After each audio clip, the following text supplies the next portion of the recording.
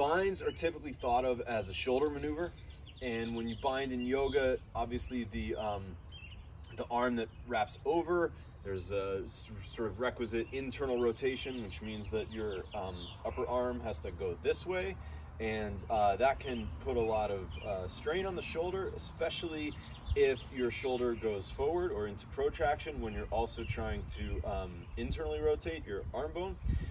And on the one hand, it's useful to be strong in all ranges of motions, and there are ways to develop that. But there are also ways to build a posture from the bottom up that reduce strain in those areas. And so what I'm more interested in, as opposed to like a scare tactic, like, oh, don't ever internally rotate your shoulder while you're protracted, is more like, how can we utilize the body as a whole to spread the work of the posture out in a way that one part of the container isn't getting overworked simply because of a lack of awareness somewhere else. And so that applies to how you position your feet and your hips in a bind posture, and the sort of connection you make between your upper body and lower body.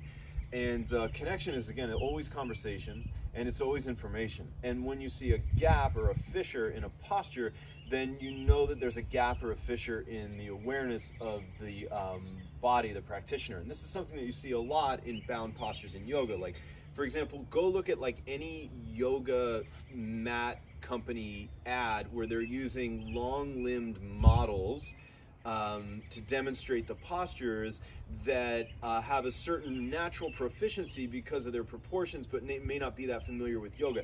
And I'm not like hating on models. That's not the point at all.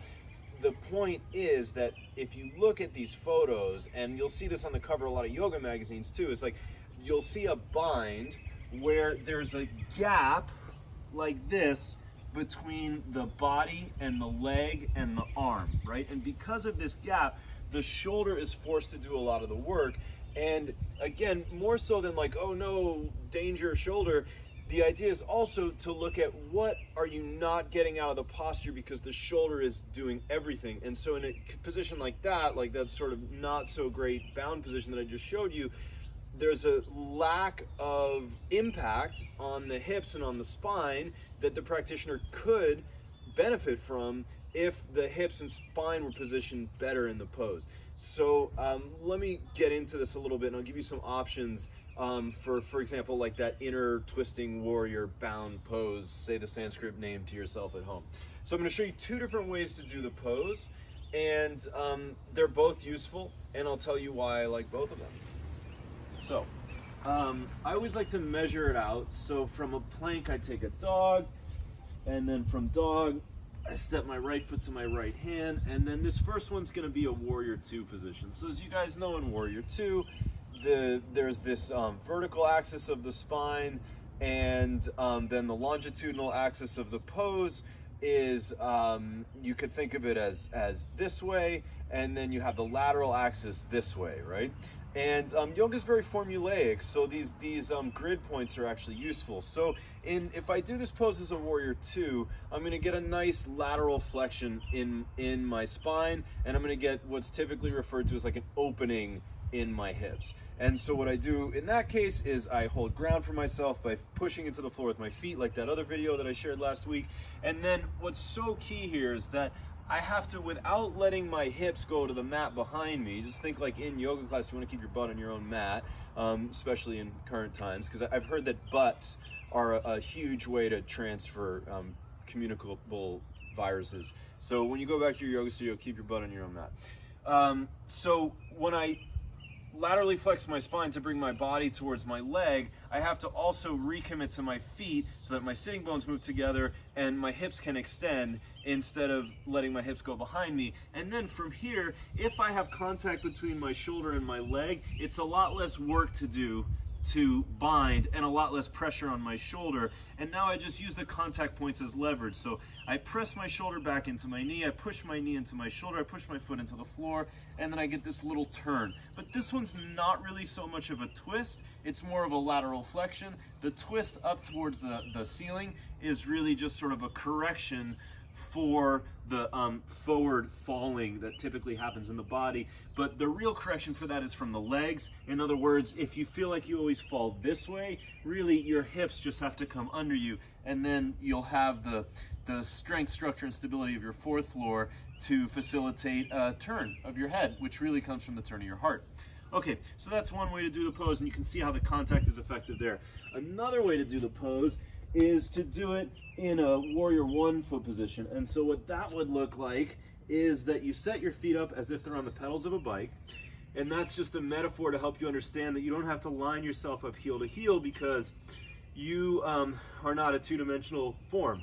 And that's what I like about this warrior one setup for the twisting warrior option, is that the other one is much more linear. In other words, the main vector of energy for your hips is just that way in the warrior two, like straight the way that your pubis is facing. Whereas when you set it up as a warrior one, now I have to really propriocept and find myself in space by mapping the grid of my pose. So like, here's a grid point, diagonally back to my foot is a grid point, and from the ball of my foot I take my right hip and move it back. And obviously you can see my hips aren't square because I'm not a perfect yogic archetype. I'm a human being with a long history of all kinds of physical nonsense that I've done to myself. And then I look out. And so now what I'm trying to do is face my hips this way, and this one will become a twist. So what I do first is I put my hand underneath my perineum so that, oh, we lost a headphone, but we will survive.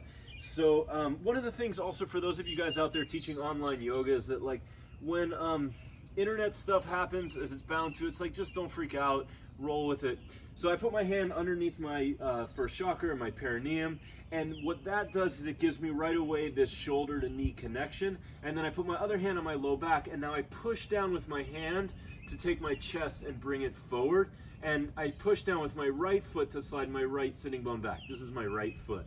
Okay, so now my hips are as square as they're gonna get, and because I've got this knee to shoulder connection, the bind is like right there for me, underneath my leg, and there's no pressure on my shoulder, even though I'm not a great internal rotator. Now this one's really a twist because it's a twist back against the square hips. So you can see that I'm not gonna let this hip go back over there. I'm actually trying to bring it forward towards over there, and at the same time I twist my spine back. So this is really challenging the flexion of my front hip, the internal rotation of my back hip, and then finally it's about my spine, and I feel a nice unwind. This is also a great way to prep for Bird of Paradise, which is a really common transition, right? So because my hips are facing front, if I step my feet together, now my hips are in the same trajectory, and then when I come up, so I'm going to turn towards you to come up. When I come up, I want to keep the contact of my knee and my shoulder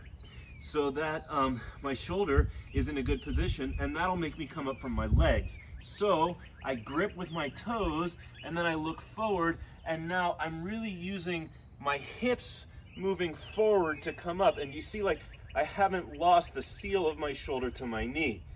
And then some people are flexible enough to extend the other leg, but still I'm not losing the seal of body to leg, and that's keeping my shoulder in a relatively decent position. And then when I come down, I still keep this retraction in my shoulder, step down, and then I can still keep it and step back.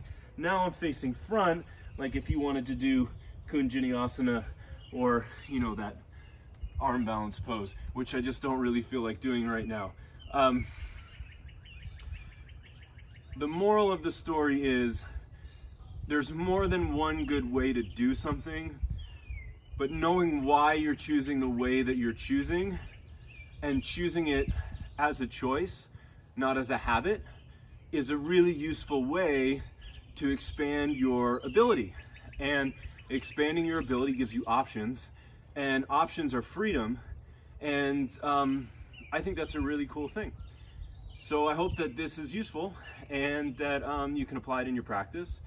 Now you may find that if you set up your inner twisting warrior in a warrior one, that it's going to confuse some people, but that's okay, because right now you're at home on Zoom, and so you can try these things in different ways and really understand them. And I think it's really useful to sort of pinpoint for yourself what the challenges are in the different applications